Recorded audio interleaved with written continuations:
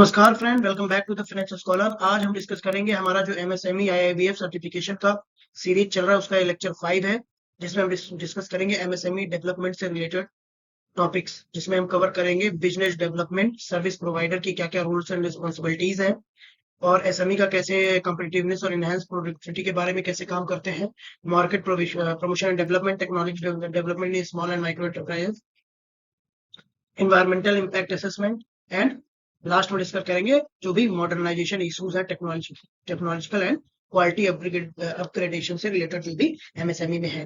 तो इन सारे टॉपिक्स को इस यूनिट में कवर किया गया है। तो फ्रेंड्स स्टार्ट करते हैं। तो फ्रेंड्स सबसे पहला टॉपिक है बिजनेस डेवलपमेंट सर्विस प्रोवाइडर जो होते हैं बीडीएस, उनकी क्या क्या रूल्स एंड रिस्पॉन्सिबिलिटीज है। तो फ्रेंड्स जब हम बीडीएस की बात करते हैं तो इनका रोल होता है जो भी नॉन फाइनेंशियल सर्विसेज जो कि हेल्प करती हैं एमएसएमई को उनकी प्रोडक्टिविटी, एफिशिएंसी है ना, और मार्केट कम्पिटिटिवनेस को इंक्रीज करने के लिए उसमें बीडीएस सर्विस प्रोवाइडर जो होते हैं वो हेल्प करते हैं। अब किस तरह से हेल्प करते हैं? सबसे पहला जो होता है वो क्या है, कैपेसिटी बिल्डिंग और स्किल डेवलपमेंट में किस तरह वर्क करते हैं। तो क्या करते हैं ये कि एक तो ये वर्कशॉप जो भी होती हैं उससे रिलेटेड जो भी स्किल डेवलपमेंट से रिलेटेड ट्रेनिंग प्रोग्राम ये लोग कंडक्ट कराते हैं। ठीक है, वर्कशॉप उसके लिए कंडक्ट कराते हैं जो कि रिलेटेड होती है उसके टेक्निकल, मैनेजरियल और एंटरप्रेन्योरियल स्किल से रिलेटेड। ठीक है, और गाइडेंस देते हैं जो भी बिजनेस प्लान, जो भी बिजनेस डालने जा रहे हो उसके बारे में कैसे प्लानिंग करना है, क्या मैनेजमेंट होगा, कैसे फाइनेंस के बारे में सारी चीजें, क्या क्या उसमें फाइनेंस का बजट होगा, क्या क्या कैसे मार्केटिंग स्ट्रेटजी रहेगी, ये सारा कुछ ये लोग करते हैं।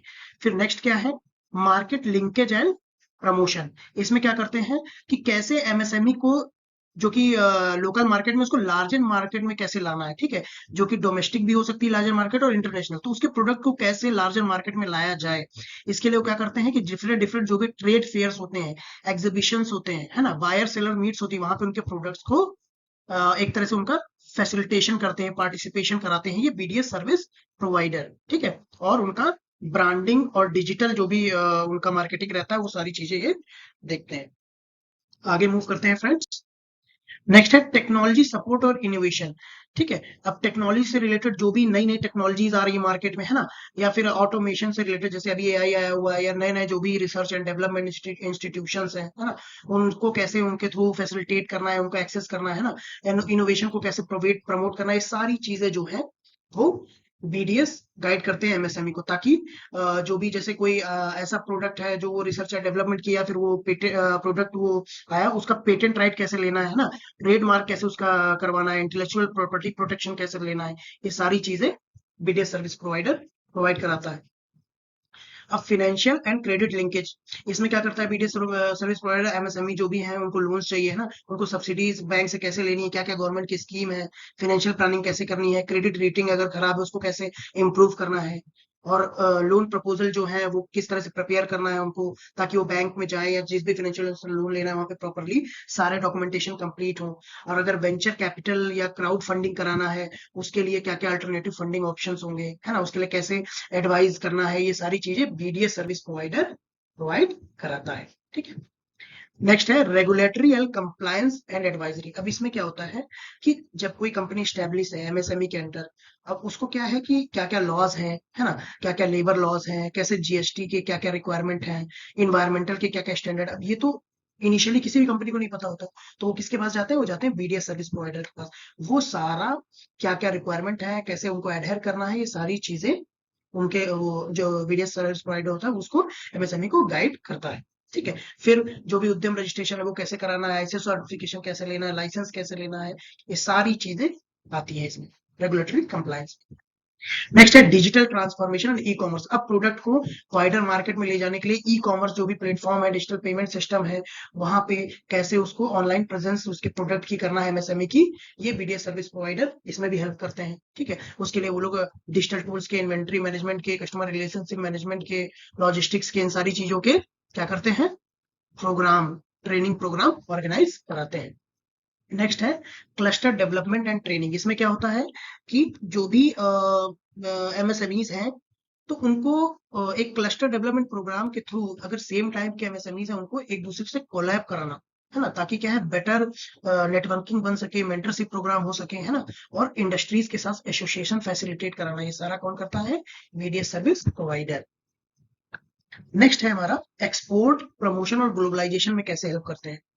तो इसमें इनका काम क्या होता है कि जो भी एक्सपोर्ट प्रोडक्ट को एक्सपोर्ट करना है तो उसके क्या क्या प्रोसीजर्स है ना, डॉक्यूमेंटेशन उसमें क्या क्या लगेंगे, इंटरनेशनल जो ट्रेड करना है प्रोडक्ट का उसमें क्या क्या रेगुलेशंस है, उन सारी चीजों में असिस्ट करते हैं एमएसएमई को। ठीक है, इसके बाद एक्सपोर्ट इंसेंटिव जो होते हैं, एग्जिम बैंक से कैसे सपोर्ट लेना है ट्रेड एक्टिविटीज में, है ना, ट्रेड एग्रीमेंट्स के क्या क्या बेनिफिट है, इन सब में भी ये हेल्प करते हैं।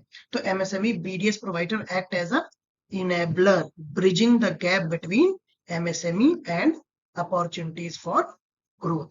यानी कि एक तरह से इनेबलर का काम करते हैं जो कि एमएसएमई और जो भी अपॉर्चुनिटीज है ग्रोथ के उनके बीच का जो गैप होता है उसको भरते हैं। ठीक है, by contributing to overall economic development. अब आगे मूव करते हैं। फ्रेंड्स, आप लोगों का बहुत प्यार मिल रहा है इस चैनल को सब्सक्राइब जरूर करिएगा और वीडियो को ज्यादा से ज्यादा लाइक शेयर करिएगा, ताकि ये वीडियो जो भी एमएसएमई सर्टिफिकेशन से रिलेटेड जो लोग सर्टिफिकेशन कोर्स देना चाहते हैं उन तक पहुंचे और उनको ये नॉलेज मिल सके। अगर आपको पीडीएफ इससे रिलेटेड चाहिए तो आप लोग आईआईबीएफ का जो पीडीएफ कोर्स है उसको भी फॉलो कर सकते हैं, उन्होंने भी अच्छा कंपाइल करके दिया हुआ है। बाकी आप ये जो वीडियो लेक्चर्स हैं या एमएसएमई से रिलेटेड जो एमसीक्यूज डाले हुए हैं हमने चैनल पे, उसको आप फॉलो करेंगे तो that is more than sufficient to crack the exam. Okay, and also you can follow the IIBF PDF. That is also a very good material. Okay, and if you also going to give a KYC ML exam and also a digital banking exam, there you can get a playlist in my channel.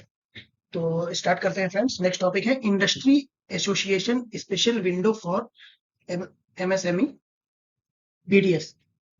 तो इसमें क्या है कि industry association की जो special window होती है MSME BDS service provider के लिए वो कौन कौन सी हैं उनके बारे में हम डिस्कस करेंगे। ठीक है, जैसे कई सारे इंडस्ट्री एसोसिएशन जो होते हैं वो डेडिकेटेड सपोर्ट सेंटर अपने चालू करते हैं जो कि सिर्फ एमएसएमई के लिए होते हैं, उनको बिजनेस डेवलपमेंट सर्विस प्रोवाइड करते हैं। उन सेंटर्स को क्या बोलते हैं, बीडीएस विंडोज बोलते हैं। तो कुछ अगर उनकी बात करें तो उसमें है जैसे आपका कोडिशिया, ये पूछ लेता है या तो फुल फॉर्म पूछ लेगा या फिर प्लेस ऑफ कहाँ पे वो है। तो कोडिशिया क्या है आपका, Coimbatore district small industries association. ये कहाँ पे है आपका, ये है तमिलनाडु में। इसका काम क्या है, मार्केट एक्सेस, स्किल डेवलपमेंट और फाइनेंशियल नॉलेज। सारे एमएसएमई बीडीएस प्रोवाइडर का काम लगभग सेम है। नेक्स्ट है हमारा तंस्टिया एफएनएफ सर्विस सेंटर, ये कहाँ पे है, चेन्नई तमिलनाडु में। ठीक है, नेक्स्ट है हमारा FAFSIA एंड APSSIIA, जिसको क्या बोलते हैं, federation of Andhra Pradesh small industry association. ये कहाँ पे है, हैदराबाद में। अभी यहाँ पे आंध्र प्रदेश है, actually it is now Telangana, because Andhra Pradesh and Telangana is now a different state, so Hyderabad comes in the Telangana. इसका काम क्या होता है, ये इंडस्ट्रियल ट्रेनिंग और पॉलिसी एडवोकेसी से रिलेटेड सजेशंस देते हैं।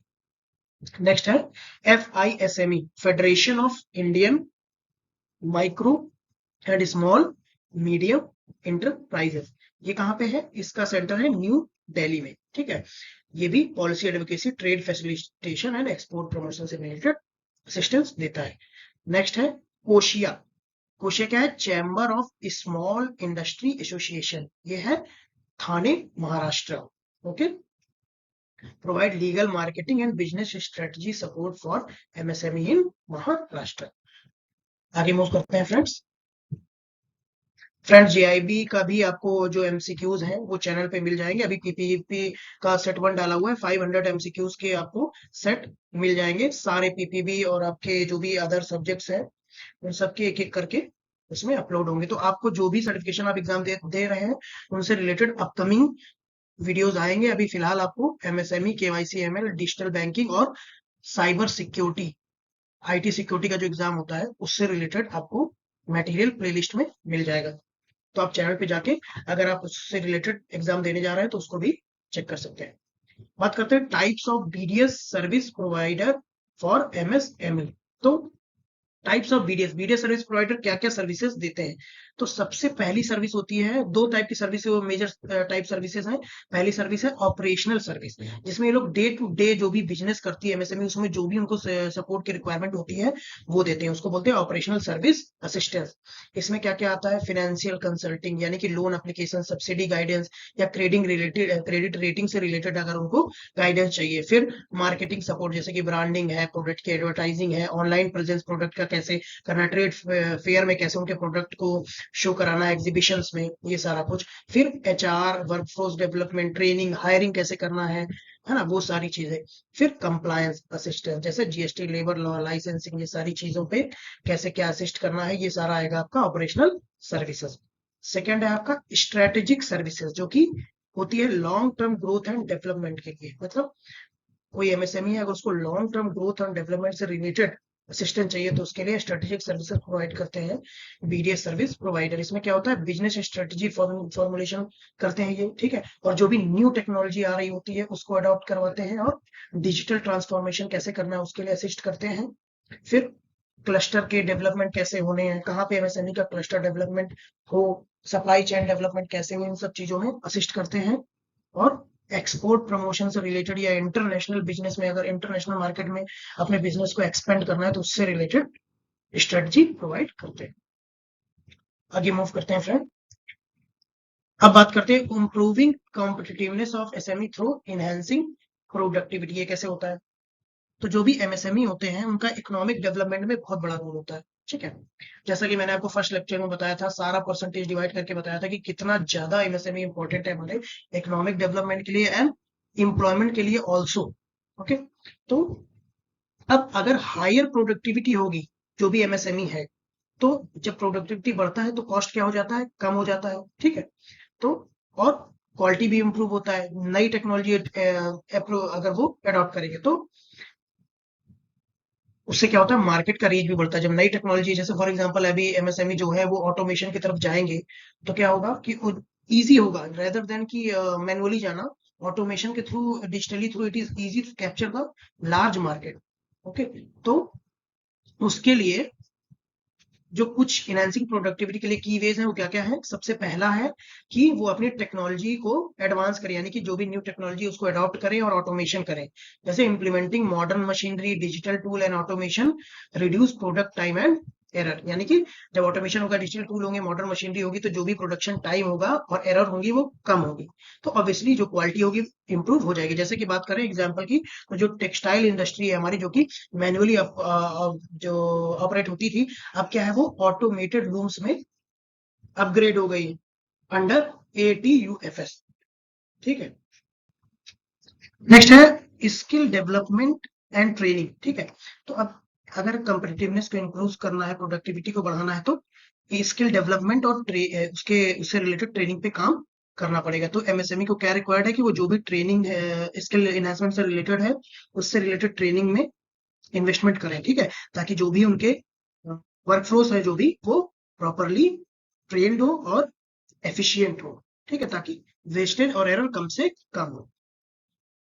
अब जैसे अगर ट्रेनिंग प्रोग्राम की बात करें जो कि स्किल डेवलपमेंट से रिलेटेड ट्रेनिंग प्रोग्राम प्रोवाइड करते हैं एमएसएमई को, तो वो क्या है, नेशनल स्किल डेवलपमेंट मिशन, जो कि गवर्नमेंट द्वारा चालू किया गया है, NSDM। आगे मूव करते हैं फ्रेंड्स। और ये जो भी एब्रीवेशन बता रहा हूँ आपको, ये एब्रीवेशन जरूर ध्यान रखिएगा, ठीक है। वहां पे क्वेश्चन को, for example national skill development mission ही रहेगा, वो तीन चीजें पूछ लेगा और पूछेगा which of this is not related to MSME, या which of this is not a training programme, ऐसे करके। तो ये एब्रीवेशन जरूर देखिएगा। और ओवरऑल अगर आपके पास एक ओवरव्यू व्यू रहेगा ना, जो भी मैं थ्योरी आपको पढ़ा रहा हूँ, जो भी एमसीक्यूज लिए, तो आप 100% श्योर रहो एमएसएमई का एग्जाम यू विल क्रैक। इतना कुछ वो नहीं है जो, क्योंकि जो भी आप लोग हो, अगर आप बैंक में हो या किसी फाइनेंशियल इंस्टीट्यूशन में हो, तो आप लोग ऑलरेडी एग्जाम्स क्रैक करके आए हुए हो, जो कि इससे टफेस्ट एग्जाम थे। तो it is nothing but take a preparation of only 15 days, okay, and 2 to 3 hour preparation, that is more than sufficient to crack this exam. So take it easy. Move करते हैं। Energy efficiency और sustainable practice के बारे में बात करें तो जो भी एमएसएमईज है, ठीक है, उनके लिए कुछ सब्सिडी स्कीम लाती है गवर्नमेंट। उसमें क्या है, उसी में से एक सब्सिडी स्कीम है जिसका नाम है TEQ-UP। इसके बारे में आगे हम डिस्कस करेंगे, ठीक है। इसमें क्या होता है कि जो भी प्रोजेक्ट्स अगर कोई एमएसएमई लगा रहा है, वो प्रोजेक्ट अगर एनर्जी एफिशिएंट है, यानी एनर्जी को सेव कर रहा है, एनवायरमेंटल फ्रेंडली या रिन्यूएबल एनर्जी सोर्स को यूज कर रहा है लोअर कॉस्ट करने के लिए, तो उसको 25% तक का सब्सिडी प्रोवाइड करता है एनर्जी एफिशिएंट टेक्नोलॉजी को अडॉप्ट करने के लिए, ठीक है। ये इसकी फिर है लीन मैन्युफैक्चरिंग एंड प्रोसेस इंप्रूवमेंट। ठीक है, तो लीन मैन्युफैक्चरिंग टेक्निक क्या होता है? जो भी वेस्ट रिडक्शन या फिर प्रोडक्शन में जो भी वेस्ट होता है उसको रिड्यूस करने की जो टेक्निक्स होती हैं ताकि एफिशिएंसी जो हो इम्प्रूव हो और वेस्टेज कम से कम हो, उनको बोलते हैं लीन मैन्युफैक्चरिंग टेक्निक्स। ठीक, तो इसमें जैसे कि आपका जो ऑटो के जो भी कंपोनेंट्स बनते हैं, जो भी ऑटोमोबाइल इंडस्ट्री होती है, तो ऑटोमोबाइल से रिलेटेड जो भी कंपोनेंट्स बनते हैं उनमें लीन टेक्निक्स का यूज होता है। ठीक है, इसमें करते क्या है ये लोग, जो भी वेस्ट होता है उसको भी यूज करके कुछ पार्ट्स बनाते हैं ताकि वो वेस्टेज कम से कम हो। ठीक है, कैसे भी करके जो भी हमारा रॉ मटेरियल है उसको ज्यादा से ज्यादा एफिशिएंट बनाओ। ठीक है, ताकि कम डिफेक्ट हो। नेक्स्ट है access to finance and market expansion. तो इसमें क्या स्कीम है गवर्नमेंट की? इसमें है सीजीटी एमएससी।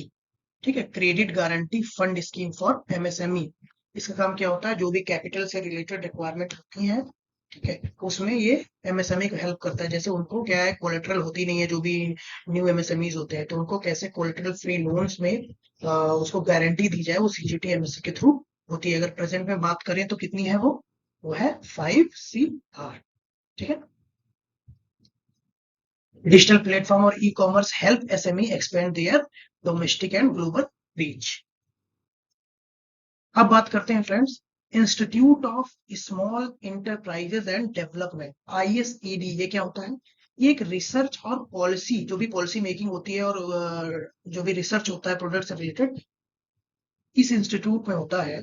इसका काम क्या होता है कि जो भी एमएसएमई की ग्रोथ है ना, उससे रिलेटेड पॉलिसी क्या क्या बनानी है ना, क्या क्या कैपेसिटी बिल्डिंग पे काम हो रहा है, एंटरप्राइजेस डेवलपमेंट सपोर्ट क्या क्या होना है ना, इन सब पे ये काम करता है। It collaborate with government bodies and financial institution to save MSME policies, promote financial inclusion and assist startup and small businesses in area like business planning, cost calculation and product development. ठीक है, तो जो भी ये government bodies होती है उनके साथ कोलैब करती है और एमएसएमई को हेल्प करती है ताकि वो फाइनेंशियल इंक्लूजन और जो भी स्मॉल बिजनेस है ना, उनसे रिलेटेड जो भी कॉस्ट कैलकुलेशन है, प्रोडक्ट डेवलपमेंट है, उन सब से रिलेटेड उसको असिस्ट कर सके। इसका मेन रोल क्या होता है? It plays a crucial role in supporting technology adoption. जो भी नई नई टेक्नोलॉजी आ रही है, फिर एमएसएमई को कैसे डिजिटल ट्रांसफॉर्मेशन करना है और कैसे अपने प्रोडक्ट को मार्केट कम्पिटिटिव बनाना है, उससे रिलेटेड ये जो इंस्टीट्यूट है ये रिसर्च उस चीज में करता है और एमएसएमई को उसमें हेल्प करता है।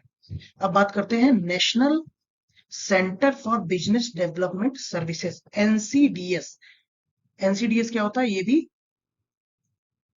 एक तरह का BDS सर्विस प्रोवाइडर है एमएसएमई के लिए। ठीक है, इसकी एक एजेंसी होती है जिसको बोलते हैं NCBDS। ठीक है, इसके थ्रू ये क्या करता है, जो भी एमएसएमई के मार्केट लिंकेज प्रोग्राम है, मार्केट से जो भी उनको लिंक करना है ना, और एमएसएमई को कैसे बायर और सप्लायर से कनेक्ट करना है, उन सारी चीजों में ये इसके थ्रू हेल्प करता है। Help them access loans, subsidies, investment opportunities. ठीक है, बिजनेस प्लानिंग, कॉस्ट मैनेजमेंट कैसे करना है, ठीक है, ट्रेड फेयर में किस तरह से पार्टिसिपेट करना है, और कैसे नेटवर्किंग इवेंट्स जो भी हैं उनको ऑर्गेनाइज करना, मेंटरशिप प्रोग्राम्स जो होते हैं कंपनीज के, है ना, उनको स्किल डेवलपमेंट, वर्कर्स के लिए वर्कशॉप्स। ठीक है, इन सब को रिलेटेड ये काम करता है। अब आगे मूव करते हैं। बीडीएस सर्विस प्रोवाइडर का जो भी एनसीबीडीएस के थ्रू काम होता है वो सिर्फ एमएसएमई को, मतलब not to solve MSME contract directly but to link them to competent service provider. मतलब इसका ये काम नहीं कि डायरेक्टली जाके एमएसएमई की प्रॉब्लम्स को सॉल्व करेगा। इनका काम है कि उनकी प्रॉब्लम से रिलेटेड जो भी सर्विस प्रोवाइडर है कॉम्पिटेंट, उनको जो है वो उनसे लिंक करता है कि भाई ये प्रॉब्लम है तो इसके लिए ये सर्विस प्रोवाइडर के पास आप जाइए, या उस सर्विस प्रोवाइडर से उनको कनेक्ट कर देगा। जैसे कि ट्रेनिंग इंस्टीट्यूशन हो गए, मार्केटिंग एक्सपर्ट हो गए, चार्टेड अकाउंटेंट हो गए, है ना, लॉ के लिए लीगल प्रोफेशनल्स हो गए, ट्रेड फेयर ऑर्गेनाइजर जो होते हैं उनसे उनको कनेक्ट कराता है। ठीक है, इंडस्ट्री ट्रेड चैम्बर्स हो गए। ठीक है, अब आईएसईडी की बात करें तो आईएसईडी किस पे फोकस करता है? ये रिसर्च और जो भी उससे रिलेटेड रिसर्च ड्राइवन पॉलिसीज होती है, नॉलेज बेस्ड सर्विसेज होती है, उस पे फोकस करता है। जबकि एनसीबीडीएस जो होता है वो एक्शन ओरिएंटेड होता है। ठीक है, ये सॉल्यूशन पे वर्क करता है, रिसर्च पे वर्क नहीं करता। ये काम करता है कि कैसे जो भी उनको प्रॉब्लम्स है उनको कौन सर्विस प्रोवाइडर सॉल्व कर सकता है, उनसे कैसे उसको लिंक कराना है। ठीक है, तो उस जो भी वो गैप है उसके बीच में एक ब्रिज का काम करता है। अब अगर हम बात करें कि जो भी बीडीएस सर्विस प्रोवाइडर हैं इंडिया में, ठीक है, तो बीडीएस सर्विस प्रोवाइडर जो भी हैं उनका एक इंपॉर्टेंट रोल होता है, ठीक है, वो advisory, financial, skill development, policy support, है ना, इस तरह की सर्विसेज प्रोवाइड करते हैं एमएसएमई को, और एंटरप्रेन्योरशिप और बिजनेस ग्रोथ में वो सपोर्ट करते हैं। आगे मूव करें तो अब उसमें बीडीएस सर्विस प्रोवाइडर में ही आता है आपका एमएसएमई डेवलपमेंट ऑर्गेनाइजेशन, ठीक है, एमएसएमई डू भी इसको बोलते हैं, डू मतलब डेवलपमेंट ऑर्गेनाइजेशन। तो इसकी अगर बात करें तो एमएसएमई डेवलपमेंट ऑर्गेनाइजेशन के 60 ऑफिसेस है अक्रॉस इंडिया, ठीक है, और अगर ओवरसी की बात करें तो 18 ऑटोनोमस बॉडीज हैं जिसमें इनके एडमिनिस्ट्रेटिव कंट्रोल्स हैं, ठीक है। अब इनमें कौन कौन से आते हैं जो भी ये सर्विस प्रोवाइड करते हैं, क्या क्या चीजें इसमें होती हैं, तो इसमें इनके टूल रूम्स होते हैं, ठीक है, टेक्नोलॉजी डेवलपमेंट सेंटर्स हैं, टेस्टिंग सेंटर्स है जहाँ पे प्रोडक्ट की टेस्टिंग होती है कि वो क्या क्या पैरामीटर्स है उसमें वो प्रॉपर है या नहीं है, फिर वर्कशॉप एंड ट्रेनिंग इंस्टीट्यूट है, ठीक है, जो कि skill development, technology support and business advisory services provide करता है एमएसएमई, ठीक है। अब अगर हम प्रॉपर इसकी फंक्शन और सर्विसेज की बात करें तो क्या क्या सर्विसेज है, पॉलिसी फॉर्मुलेशन एंड इम्प्लीमेंटेशन, फिर पॉलिसी फॉर्मुलेशन में जो भी स्कीम्स और पॉलिसी होंगी, फाइनेंशियल असिस्टेंस में उनको क्या क्या सब्सिडी होगी, क्या क्या कैपिटल सपोर्ट देना है, वो सारी चीजें, फिर आएगा entrepreneurship and skill development programme, है ना, जिसमें एमएसएमई डेवलपमेंट जो इंस्टीट्यूट है अक्रॉस इंडिया वो सारे होंगे, फिर बात आती है market development and export promotion की, तो इसमें क्या क्या आएगा, इसमें आपके एमएसएमई सीडीपी यानी एमएसएमई क्लस्टर डेवलपमेंट प्रोग्राम जो होंगे अक्रॉस इंडिया वो सारे आते हैं, उनको कैसे इंप्लीमेंट करना है ताकि जो भी कॉम्पिटिटिवनेस है बिटवीन एमएसएमई वो ज्यादा से ज्यादा इंप्रूव हो सके, वो सारे इसमें आते हैं। अब अगर बात करें कि की इंस्टीट्यूशन क्या क्या है जो कि एमएसएमई डू के अंदर काम करते हैं, तो उसमें आता है आपका khadi and village industry commission KVIC, ठीक है, जो कि जो भी रूरल बिजनेस होता है, ट्रेडिशनल इंडस्ट्री से रिलेटेड या फिर विलेज इंडस्ट्री से रिलेटेड, उसको ये सपोर्ट करता है। फिर आता है सीओआईआर क्वायर बोर्ड, ठीक है, इसका काम क्या होता है, जो भी क्वायर बेस्ड इंडस्ट्रीज होती हैं, जूट वूट से रिलेटेड, जूट आपने सुना होगा, सारी चीजों से रिलेटेड उसको ये सपोर्ट करता है। फिर बात आती है नेशनल स्मॉल इंडस्ट्री कॉर्पोरेशन, इसका काम क्या होता है, provide credit and marketing support to MSME. फिर tool room and technology centre, ठीक है, इनका काम होता है training and technology support to MSME. Next हमारा आता है small and medium business chamber of India, जिसको बोलते हैं एसएमई चैम्बर ऑफ इंडिया, ठीक है, ये एक तरह का नॉन गवर्नमेंट ऑर्गेनाइजेशन होता है जिसका काम क्या होता है, स्मॉल एंड मीडियम एंटरप्राइजेस को एम्पावर करने के लिए बिजनेस नेटवर्किंग, मार्केट एक्सेस, है ना, और फाइनेंशियल सपोर्ट और स्किल डेवलपमेंट, कैपेसिटी बिल्डिंग, इस तरह की ये सर्विसेज प्रोवाइड करता है, जिसमें ये training session, workshop, mentorship programme, है ना, बैंक लोन कैसे लेना है, वेंचर कैपिटल, ये सारी चीजों में असिस्ट करता है। Technology adoption, digital adoption, policy advocacy, MSME friendly policy कैसे बनानी, क्या क्या रेगुलेशन होंगे गवर्नमेंट को जो ड्राफ्ट करती है एमएसएमई से रिलेटेड पॉलिसी, उसको एक तरह से गाइड करता है, गाइड नहीं कह सकते, असिस्ट करता है, ठीक है। अब बात करते हैं small and medium development chamber of India has establish several हाँ, अब अगर इंटरनेशनल बिजनेस काउंसिल की बात करें तो इस एसएमई के इंटरनेशनल काउंसिल्स भी हैं जो कि trade and investment other country से जो इंडिया के होते हैं उसमें एमएसएमई को हेल्प करता है, जैसे कि कहाँ कहाँ पे हैं इनके ये सेंटर्स, यूएसए में है, यूके में है, Canada, Japan, Germany, France, UAE, Australia and जो भी आपके आसियान कंट्री है, ठीक है, association of south east Asian nation, ठीक है, ये सारे, ठीक है।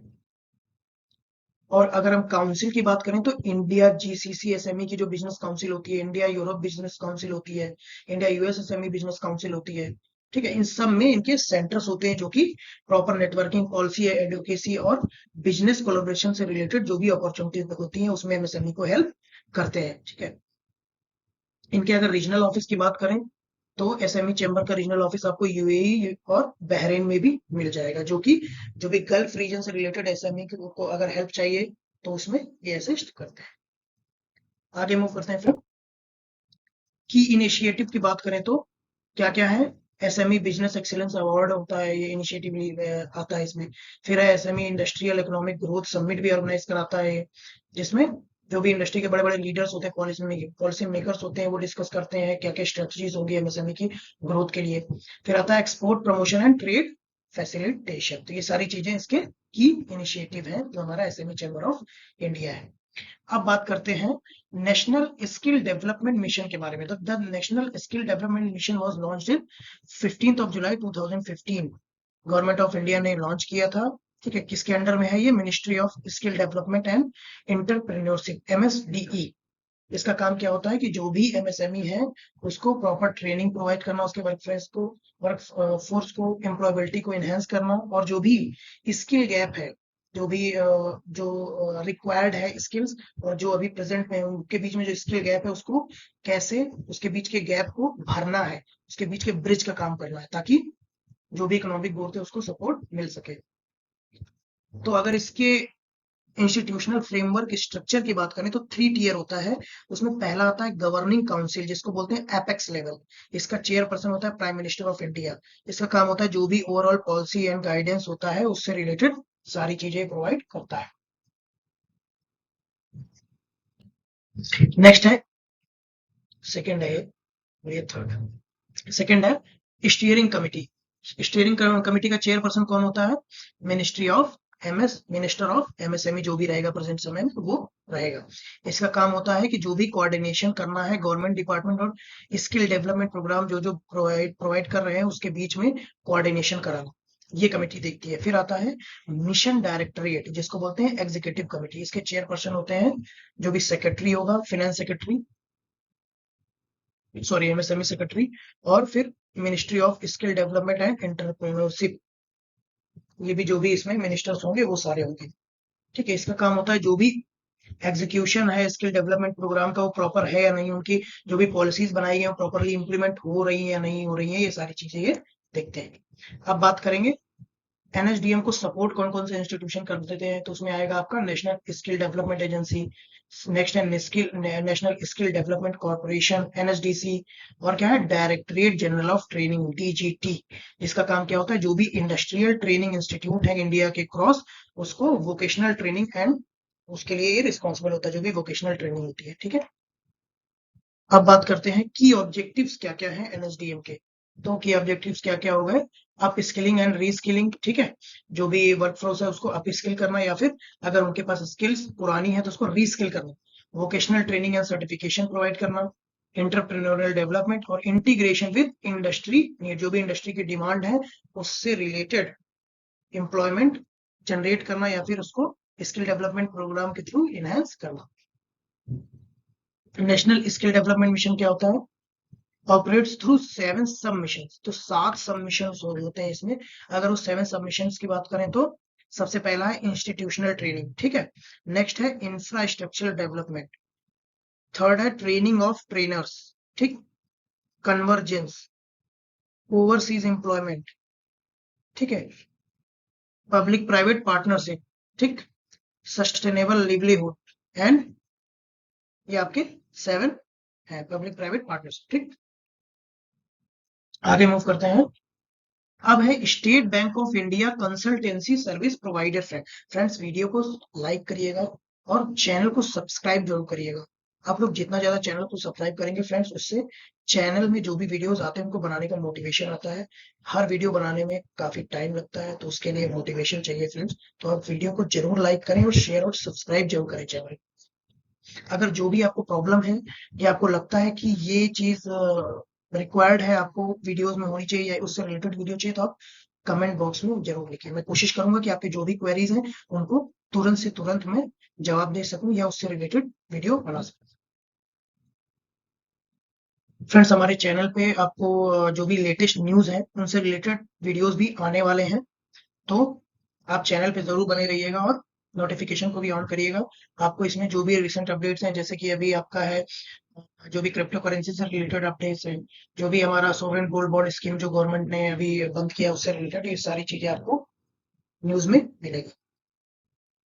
State bank of India consultancy services SBI CS की बात करें तो स्टेट बैंक ऑफ इंडिया क्या है, उसकी एक कंसल्टेंसी सर्विसेज है जो कि एक BDS का काम करती है, कॉम्प्रिहेंसिव कंसल्टेंसी सर्विसेज, जिसको बोलते हैं SBI CS। इसका काम क्या होता है? सेम वही काम है, फाइनेंशियल एडवाइजरी में हेल्प करेगी, project financing, risk management, IT solution, MSME development, ठीक है, प्रिपरेशन ऑफ इंडस्ट्री डोजर। तो मैक्सिमम जितना भी सर्विस प्रोवाइडर है आप मेनली उनका एब्रिविएशन प्लीज और नाम जरूर याद रखिए।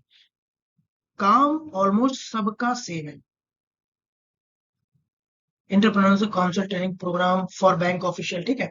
तो जो भी बैंक ऑफिशियल्स होते हैं उनसे रिलेटेड जो भी एंटरप्रेन्योरशिप काउंसलिंग होती है, ट्रेनिंग प्रोग्राम जो भी बैंक ऑफिशियल्स के होते हैं वो सब ये प्रोवाइड कराती है। और बैंकिंग टेक्नोलॉजी में क्या क्या न्यू टेक्नोलॉजी इंप्लीमेंट होनी है, कैसे डिजिटल ट्रांसफॉर्मेशन होना है, क्या क्या कंप्लायंस है, वो सारी चीजों पे ये हेल्प करती है।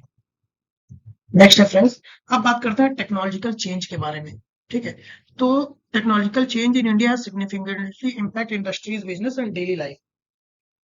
तो इसमें तीन की इफेक्ट है, सॉरी।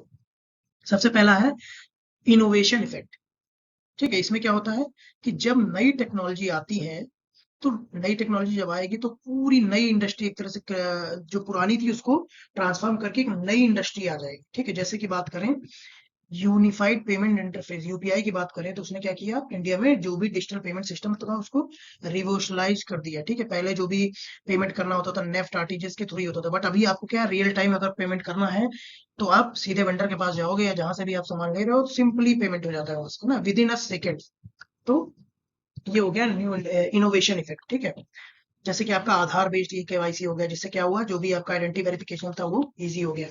नेक्स्ट है, अगर बात करें सब्सटीट्यूशन इफेक्ट, इसमें क्या होता है कि जो नई टेक्नोलॉजी होती है वो पूरी तरह से ओल्ड वाले को रिप्लेस कर देती है। पहले वाले में क्या था इनोवेशन में, कि पुरानी तो रहेगी लेकिन नई भी साथ में चलेगी, ठीक है। नई नई इंडस्ट्रीज क्रिएट होंगी, ठीक है। या पुरानी वाली को जो है उसमें चेंजेस आएंगे। बट सब्सटीट्यूशन में क्या है कि पुराने वाले को पूरी तरह ही रिप्लेस कर देंगे, ठीक है। एक तरह से उसका पूरा सब्सटीट्यूट हो जाएगा। जैसे बात करें तो जब इलेक्ट्रिकल व्हीकल आए तो अब क्या है, वो धीरे धीरे पेट्रोल और डीजल कार जो है उनको क्या करने लगे, सब्सटीट्यूट करने लगे, उनको धीरे धीरे रिप्लेस करने लगे, ठीक है। जैसे टाटा नेक्सॉन ईवी है, ओला स्कूटर है, ये सारी चीजें, ठीक है। एलईडी बल्ब क्या है, उन्होंने सीएफएल और जो भी पुराने बल्ब थे ना जो लाल लाल जलते थे, उस सारे बल्ब को हटा दिया है, ठीक है। उजाला स्कीम आई, ठीक है। उजाला स्कीम के अंतर्गत इनको प्रमोट किया गया ताकि कम से कम एनर्जी कंजम्पशन हो। आगे मूव करते हैं फ्रेंड। नेक्स्ट है and last, diffusion effect. Diffusion effect में क्या होता है, स्प्रेड ऑफ टेक्नोलॉजी होता है, ठीक है। इससे क्या होता है कि जो भी इंडस्ट्रीज एंड रीजन जो भी होते हैं उसमें पूरा स्प्रेड, टेक्नोलॉजी टेक्नोलॉजी का स्प्रेड हो जाता है और बहुत ज्यादा वाइडली एक्सेसिबल और वाइडली यूज हो जाती है टेक्नोलॉजी। जैसे बात करें स्मार्टफोन्स हो गए, है ना, cheap mobile data, Jio 4G and all, है ना। जब जियो आया था तो क्या हुआ कि उसको इतना चीप कर दिया, उसको पूरा स्प्रेड हो गया वो ना पूरे रीजन्स में, पूरा अक्रॉस इंडिया, ठीक है। तो उसको बोलेंगे हम डिफ्यूजन इफेक्ट। अब अगर बात करते हैं टेक्नोलॉजी के लाइफ स्पैन के बारे में, तो टेक्नोलॉजी के लाइफ स्पैन के बारे में बात करें तो सबसे पहला हो गया इनोवेशन स्टेज। इसमें क्या होता है कि बिगिनिंग होती है, बिगिनिंग फेज होता है, ठीक है। इसमें रिसर्च होती है, रिसर्च लैब होती है, स्टार्टअप्स होते हैं, टेक कंपनीज होती हैं, ठीक है। इसमें सबसे पहले ही लेवल पे होता है, यहाँ पे कॉमर्शलाइजेशन नहीं होता है। जैसे बात करें इसरो का जो रॉकेट टेक्नोलॉजी हो गया ना, AI based language translation tool हो गया, इंडियन लैंग्वेज अंडर डेवलपमेंट, तो ये सारी चीजें क्या है, इनोवेशन स्टेज में होती है, जो कि बिगिनिंग फेज होता है। नेक्स्ट फेज आता है सिंडिकेशन स्टेज। इस केस में क्या होता है कि टेक्नोलॉजी अब इनोवेट हो गई, अब उसको क्या है, प्रॉपर लाइसेंस मिलना है, पेटेंट उसका कराना है, उसको कॉमर्शलाइज करना है, ठीक है, फॉर अर्ली बिजनेस यूज। वो इस स्टेज में होता है। जैसे कि क्या क्या आता है इसमें, फंडिंग हो गई, पार्टनरशिप हो गई, है ना, पायलट प्रोजेक्ट्स हो गए थ्रू डिफरेंट टेक्नोलॉजी, सारा आता है सिंडिकेशन, ठीक है। जैसे कि 5G टेक्नोलॉजी हो गई, जियो और एयरटेल को दिया गया। इसके बाद इलेक्ट्रिक बसेस हो गए, हाइड्रोजन फ्यूल टेक्नोलॉजी हो गई, सारा इसमें आएगा। फिर आता है डिफ्यूजन स्टेज। तो डिफ्यूजन स्टेज में क्या होगा, मास अडॉप्शन हो जाएगा और वाइडली अवेलेबल हो जाएगी, ठीक है। जैसे यूपीआई पेमेंट क्या हो गया, इनोवेशन स्टेज में वो बिगिनिंग फेज था, इनोवेट हुआ, इसके बाद क्या हो गया, वो डिफ्यूजन में रिवोल्यूशनाइज।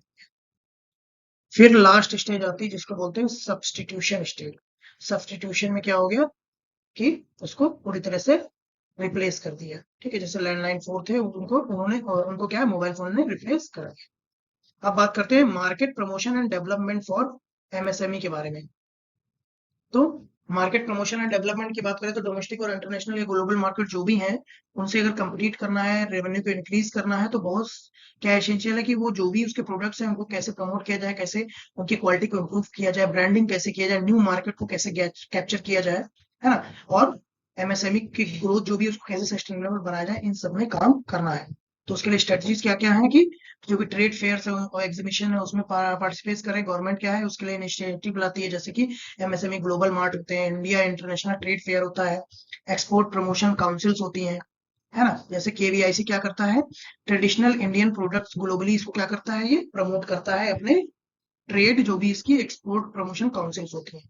फिर बात आती है e commerce and digital marketing की। तो इसमें क्या होता है, एमएसएमई के लिए जो प्लेटफॉर्म होते हैं उसमें एमएसएमई के प्रोडक्ट सेल होते हैं, जैसे Amazon, Flipkart, government e market place, इन सब में, ठीक है, सोशल मीडिया के थ्रू, ऑनलाइन एड्स के थ्रू। ये हो गया आपका e commerce and digital marketing. फिर ब्रांडिंग एंड क्वालिटी सर्टिफिकेशन, तो पहले ब्रांडिंग उसकी करना प्रोडक्ट की प्रॉपर, फिर उसको जो भी सर्टिफिकेशन के लिए, क्वालिटी सर्टिफिकेशन के लिए निश्चित होते हैं, जैसे कि जेड, जेड का मतलब है zero defect and zero effect certification. तो अगर ये सर्टिफिकेशन है, इसका मतलब जो प्रोडक्ट है वो बहुत हाई क्वालिटी का है, और मार्केट जो भी ग्लोबल मार्केट एक्सेस करना है अगर उसको, तो उसके लिए अच्छा स्टैंडर्ड है, ये सर्टिफिकेशन रिक्वायर्ड है, ठीक है। तो ये जो भी कंपनी होती है एमएसएमई, और उनको अपना प्रोडक्ट ग्लोबल मार्केट में सेल करना है, तो ये सर्टिफिकेट बहुत ही मस्ट। अब जैसे हैंडलूम मार्क हो गया है ना, और आपका इंडिया ऑर्गेनिक सर्टिफिकेशन हो गया, सारे क्या है, जेड सर्टिफिकेशन के पार्ट। उसमें क्या होगा कि अगर आपका वो मार्क है, तो ग्लोबल में ये माना जाता है कि भाई ये जो है, ये अगर ये मार्क लगा हुआ है तो इसका मतलब ये गाइडलाइंस को फॉलो कर रहा है। फिनेंशियल असिस्टेंस, फिर इसके बाद बात करते हैं मार्केट डेवलपमेंट के लिए। तो उसके लिए क्या है, मार्केट डेवलपमेंट असिस्टेंस, एमडीए है, इंटरनेशनल कॉर्पोरेशन स्कीम है, ठीक है। MSME export receiving support under the export promotion capital goods scheme जो है, ईपीसीजी स्कीम बोलते हैं इसको, ठीक है। इसका काम क्या होता है, जो भी कैपिटल गुड्स होते हैं उनको प्रमोट करने के लिए ये सपोर्ट करती है एक्सपोर्ट में। उसके बाद आता है क्लस्टर डेवलपमेंट अप्रोच। तो क्लस्टर डेवलपमेंट अप्रोच में क्या होता है कि क्लस्टर को बनाया जाता है एक ही जगह में, जैसे एक तरह के एमएसएमई है, फॉर एग्जांपल टेक्सटाइल से रिलेटेड इंडस्ट्री है, वो एक ही जगह पे बना दी गई। तो उससे क्या होगा कि अब जो भी प्रोडक्ट बनेगा, तो वो क्या होगा कि उसकी पहली चीज तो कॉस्ट रिव्यू होगी, मतलब एक ही जगह सारी चीजें मिल जा रही हैं। भाई अगर टेक्सटाइल का एक पूरा फाइनल क्लॉथ बनाना है, तो टेक्सटाइल से रिलेटेड जो भी रॉ मटेरियल है उसी क्लस्टर में मिल जाएगा। तो क्या हुआ, एक तो पहली चीज ऑपरेशनल कॉस्ट रिड्यूस होगी, तो यहाँ पे रिड्यूस कॉस्ट हो जाएगी, इफिशियंसी भी इंप्रूव हो जाएगी, है ना। और सारे जो भी वहां पे क्लस्टर के थ्रू, और जो भी है कलेक्टिवली प्रोडक्ट्स को प्रमोट किया जा सकेगा। जैसे कि बात करें, जो भी सूरत का डायमंड क्लस्टर है, मुरादाबाद का जो ब्रास वेयर क्लस्टर है, ठीक है, ये सारे इसके एग्जाम्पल है। नेक्स्ट बात करेंगे फ्रेंड टीईक्यूयूपी के बारे में, जो कि अर्लियर हमने बात किया था, आपको बोला था मैंने कि बताता हूँ बाद में। तो यहाँ पे हम डिस्कस करेंगे इसको, technology and quality upgradation support to MSME, TEQIP का फर्जन। ये स्कीम होती है। इसमें क्या है कि एनर्जी एफिशिएंट टेक्नोलॉजी को कैसे एमएसएमई अडॉप्ट करें, उससे रिलेटेड सपोर्ट जो है ये स्कीम प्रोवाइड करती है। इसमें करते क्या है कि जो सब्सिडी अमाउंट की प्रोवाइड करते हैं, ये जो भी प्रोजेक्ट कॉस्ट होगा उस एमएसएमई का, अगर वो एनर्जी एफिशिएंट टेक्नोलॉजी को अडॉप्ट कर रहा है, तो उसको 25% तक का उसको सब्सिडी प्रोवाइड करेंगे, ठीक है। अब उसमें मैक्सिमम कैप क्या है कि मैक्सिमम जो सब्सिडी होगी वो मैक्सिमम 10 लाख तक की प्रोवाइड की जाएगी, ठीक है। बस इसमें शर्त ये है कि जो एनर्जी सेविंग क्राइटेरिया है वो minimum 15% of the energy saving होनी चाहिए, यानी कि जो नॉर्मल एनर्जी लग रही है किसी प्रोजेक्ट में, उससे 15% एनर्जी एफिशिएंट प्रोजेक्ट अगर वो लगाता है, जो कि उसकी डिटेल प्रोजेक्ट रिपोर्ट से पता चलेगा, जिसको डीपीआर बोलते हैं, तो उसको 25% तक सब्सिडी प्रोवाइड होगी। अब ये सब्सिडी मिलेगी कैसे, तो टर्म डिपॉजिट रिसिप्ट के थ्रू, ठीक है। इसमें क्या होगा कि जो भी सब्सिडी अमाउंट होगा वो टीडीआर, यानी कि उसका एक टीडीआर ओपन किया जाएगा 2 साल के लिए, जो कि जिसपे इंटरेस्ट नहीं मिलेगा, नॉन इंटरेस्ट बियरिंग होगा, ठीक है। और उसके अगेंस्ट जो टर्म लोन दिया जाएगा वो भी नॉन इंटरेस्ट होगा, जैसे कि पीएमईजीपी में होता है, ठीक है। तो इस तरह से ये होगा। फिर final credit to beneficiary, fourth में क्या होगा, जब 2 साल सेटिस्फैक्ट्री हो जाएंगे, सारी कंडीशन मीट हो जाएगी, तो जो भी होगा वो सब्सिडी अमाउंट को बेनिफिशियरी के अकाउंट में क्रेडिट हो जाएगा। अब बात करते हैं टीफेक की। तो टीफेक है technology information forecasting and assessment council. इसकी बात करें तो ये एक ऑटोनोमस ऑर्गेनाइजेशन है, जो कि किसके अंडर में काम करती है, department of science and technology, government of India, DST, ठीक है। इसका काम क्या होता है, technology forecasting assessment and promotion of advance technology, जो भी एडवांस टेक्नोलॉजी है, ठीक है, उनको आइडेंटिफाई करना, ठीक है, और उनका क्या रोल हो सकता है इंडिया की इकोनॉमिक ग्रोथ में, ठीक है, उनको कैसे, क्या क्या उनकी फिजिबिलिटी है, कैसे उनको अडॉप्ट करना है, इम्प्लीमेंटेशन कैसे करना है, गवर्नमेंट को कैसे एडवाइस करना है नई टेक्नोलॉजी के लिए, है ना, और क्या क्या स्कीम गवर्नमेंट लेके आ सकती है, उनमें कैसे असिस्ट करना है, वो सारा काम इस डिफेक्ट का होता है। तो की ऑब्जेक्टिव क्या हो गए, technology forecasting, technology assessment, policy formation और support of MSME and startup, जो भी स्टार्टअप है उनको कैसे न्यू टेक्नोलॉजी दी जाए, ताकि ज्यादा से ज्यादा वो एनर्जी एफिशिएंट टेक्नोलॉजी के थ्रू और रिड्यूस कॉस्ट पे काम कर सके। आगे मूव करते हैं टीफैक इनिशिएटिव आपका, ठीक है, technology upgradation advancement sustainable energy products. और एक इंपॉर्टेंट चीज है यहाँ पे, टीफैक सिडबी रिवॉल्विंग फंड।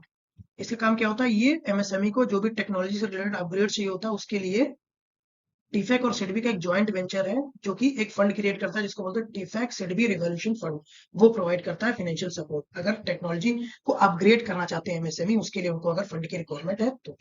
अब बात करते हैं सृजन की। तो सृजन है scheme for research and innovation in science and technology, ठीक है। ये टीफैक के द्वारा ही लॉन्च किया गया था 1 नवंबर 2010 में। ये किसका जॉइंट वेंचर है, TIFAC and small industrial development of India यानी कि सिडबी का, जो कि टेक्नोलॉजी इनोवेशन इनिशिएटिव की तरह लॉन्च किया गया था। क्या काम होता है इसका, एम क्या है, research innovation and technology development in India by supporting जो भी स्टार्टअप्स है, एमएसएमई है और जो भी रिसर्च इंस्टीट्यूशन है in developing cutting edge technology, मतलब जो भी new latest technology advance technology है, ठीक है। जैसे advanced manufacturing, green energy, artificial intelligence, biotechnology, ठीक है, ये सारी चीजें हैं। फ्रेंड्स वीडियो को सब्सक्राइब करिएगा चैनल को, और जो भी क्वेरीज है उनको आप कमेंट में जरूर डालिए। आगे मूव करते हैं फ्रेंड्स। द फाइनेंस स्कॉलर सिर्फ मेरा ही चैनल नहीं है, आप सबका चैनल है जिन्होंने भी इसको सब्सक्राइब किया है। और जो लोग भी चैनल को देख रहे हैं, आप सभी का बहुत बहुत धन्यवाद कि आप लोग इतना प्यार दे रहे हैं, क्योंकि एक वीडियो को बनाने में बहुत टाइम लगता है। तो आप लोग जब भी उस वीडियो को लाइक शेयर सब्सक्राइब करते हैं तो बहुत मोटिवेशन आता है फ्रेंड। तो आप लोगों को बहुत बहुत धन्यवाद कि आपने ये जो एक नई इनिशिएटिव है मेरा, उसको आप लोग सपोर्ट करो। Amendment technology upgradation fund scheme ATUFS 2016 से 2020 के बीच में स्कीम आई थी, ठीक है। इसका काम क्या होता है, ये 2016 से 31 मार्च 2022 तक थी। पहले जो स्कीम थी revise restructure TUFS scheme, RRTUFS, उसको रिप्लेस किया इसने, ठीक है। इसका काम क्या है, जो भी मॉडर्न टेक्नोलॉजी है टेक्सटाइल सेक्टर में, उसको कैसे फैसिलिटेट करना है, अडॉप्ट करना है ना, ऑटोमेशन कैसे करना है टेक्सटाइल सेक्टर का, ये सारा इस स्कीम के थ्रू हुआ। अब इसमें की फीचर्स क्या क्या है, कैपिटल इन्वेस्टमेंट सब्सिडी, मतलब अगर 30 करोड़ तक का कैपिटल इन्वेस्टमेंट होता है गारमेंट या टेक्निकल टेक्सटाइल में तो 15% का सब्सिडी प्रोवाइड करता है। अगर weaving, knitting, processing, jute, silk, इन सब में होता है 20 करोड़ तक का इन्वेस्टमेंट तो 10% तक सब्सिडी प्रोवाइड करता है ये स्कीम, ठीक है। और इसका फोकस किस में रहता है, जो स्मॉल स्केल टेक्सटाइल इंडस्ट्री है, ताकि उनकी कॉम्पिटिटिवनेस को इंक्रीज किया जा सके, एम्प्लॉयमेंट जनरेशन करे, ठीक है। जो भी इन्वेस्टमेंट हो मॉडर्न मशीनरी से रिलेटेड, उसका काम होना चाहिए प्रोडक्टिविटी को इंक्रीज करे और एम्प्लॉयमेंट जनरेट करे, न्यू एम्प्लॉयमेंट जनरेट करे। और streamline disbursement, introduce online monitoring for transparency and faster processing of subsidies. Next है friend, ISTSL India SME technology services limited. ये क्या होता है, ये स्टेब्लिश हुआ था as a joint venture of SIDBI and SBI and Oriental Bank of Commerce, Indian Overseas Bank, Oriental Bank of Commerce is now Punjab National Bank and Indian Bank, to support micro small and medium enterprise. बस इतना जान लीजिए, बाकी same वही modern technology को कैसे adopt करना है, इंप्रूव करना है प्रोडक्टिविटी, यही सारे इसके काम है। मेन इसका एब्रीविएशन जो बताऊंगा। नेक्स्ट है इन्वायरमेंटल इम्पैक्ट असेसमेंट, EIA। तो इसका काम क्या होता है, इन्वायरमेंटल इम्पैक्ट असेसमेंट का काम क्या होता है, एक तरह का प्रोसेस होता है जिसमें ये इवेल्युएट किया जाता है कि जो भी प्रोजेक्ट प्रपोज्ड है, ठीक है, उसको अप्रूव करने से पहले उसका इन्वायरमेंटल इम्पैक्ट असेसमेंट टेस्ट होता है। उसमें ये पता किया जाता है कि ये प्रोजेक्ट लगाने से इन्वायरमेंटल को क्या क्या नुकसान है, या ऐसा तो नहीं है कि बहुत बड़ा नुकसान हो, या क्या क्या नुकसान है, वो सारी चीजें पहले एनालाइज की जाती है, ठीक है, ताकि जो भी रिस्क है इन्वायरमेंटल से रिलेटेड, नेगेटिव इन्वायरमेंटल इम्पैक्ट से रिलेटेड, उसको मिटिगेट किया जा सके। तो EIA is crucial for industries including MSME to comply with environmental regulation and adopt eco-friendly practices। आगे मूव करते हैं, अगर की स्टेप्स की बात करें तो सबसे पहले होता है स्क्रीनिंग एंड स्कोपिंग, ठीक है। सबसे पहले आएगा स्क्रीनिंग करेंगे, जिसमें डिटरमाइन करेंगे कि जहां पे प्रोजेक्ट लगाया जा रहा है वहां पे क्या क्या एनवायरमेंट के कंसर्न है, फिर उसकी बेसलाइन स्टडी करेंगे, ठीक है। फिर उसका इम्पैक्ट क्या क्या हो सकता है, ठीक है, उसका मिटिगेशन हो सकता है या नहीं, क्या क्या नेगेटिव इम्पैक्ट्स है। फिर पब्लिक कंसल्टेशन रहेंगे, वहां की जो भी पब्लिक, जैसे कोई भी सेंसिटिव एरिया होता है वहां पे जब प्रोजेक्ट लगता है तो देखते होंगे कि कई सारी पब्लिक जो होती है वो विरोध करने लगती है कि नहीं यहाँ पे प्रोजेक्ट नहीं लगेगा, यहाँ पे डैम नहीं बनेगा, यहाँ पे ये मशीन नहीं लगेगी, फैक्ट्री नहीं लगेगी। तो ये सारे क्या होता है कि इन सारी चीजों को कोई भी प्रोजेक्ट लगाने से पहले रिव्यू किया जाता है, ये स्टेप बाय स्टेप प्रोसेस होता है, ठीक है। जब सारा प्रोसेस पब्लिक रिव्यू से रिलेटेड सब कुछ सही हो जाता है कि लोकल भी सेटिस्फाई है, लोकल कम्युनिटी को भी कोई प्रॉब्लम नहीं है, एनवायरमेंटल एक्सपर्ट भी सेटिस्फाई है, ठीक है, जो भी स्टेक होल्डर है वो भी सेटिस्फाई है, तब फाइनल आता है अप्रूवल एंड मॉनिटरिंग, जिसमें रिपोर्ट को रिव्यू किया जाता है, अप्रूवल दिया जाता है और फिर इसके बाद प्रॉपर मॉनिटरिंग होती है। इंपॉर्टेंस की बात करें तो सबसे पहला इंपॉर्टेंस तो जो भी रेगुलेटरी कंप्लायंस होते हैं उनको कंप्लाई करना है, तो एनवायरमेंटल प्रोटेक्शन एक्ट जो 1986 है उसको कंप्लाई करना है, ठीक है। इसके बाद जो भी रिसोर्सेज हैं, रॉ मटेरियल्स हैं, उनको प्रॉपर्ली यूज किया जाए, उनका वेस्टेज कम से कम हो, पॉल्यूशन जो भी एयर में है, वाटर में है, सॉइल में, उसको कम से कम किया जाए, है ना, कॉस्ट सेविंग की जाए, मार्केटिंग कंपेटिटिवनेस को बढ़ाया जाए और एक ब्रांड वैल्यू क्रिएट की जाए ग्लोबल मार्केट में। ये सारे इनिशिएटिव है इसके। एग्जाम्पल की बात करें तो टेक्सटाइल इंडस्ट्री में जो इनिशिएटिव है इसका वो है जीरो लिक्विड डिस्चार्ज सिस्टम, ताकि जो भी वाटर पॉल्यूशन है इसको कम से कम किया जाए।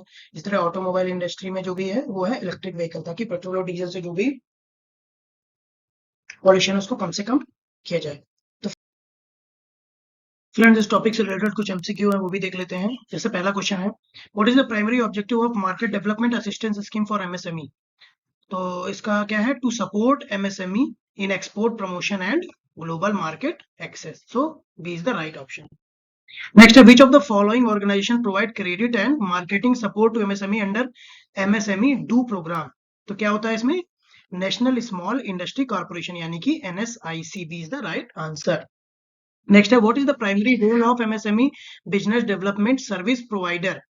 तो offering non financial service to enhance MSME productivity and competitiveness. Next है, which of the following initiative help MSME improve product quality and global market access through certification? तो क्या है, zero defect and zero effect. Next है, which of the following scheme provides financial support to MSME for implementing energy efficient technology? तो कौन सी होती है, technology quality upgradation programme scheme. तो ये है यहाँ पे TQUP। आज के लिए इतना ही, मिलते हैं नेक्स्ट वीडियो में। अगर आपको ये वीडियो पसंद आया हो तो वीडियो को लाइक शेयर सब्सक्राइब जरूर करिएगा, चैनल को सब्सक्राइब करिएगा और ज्यादा से ज्यादा कमेंट जरूर करिएगा। धन्यवाद फ्रेंड्स, मिलते हैं नेक्स्ट वीडियो।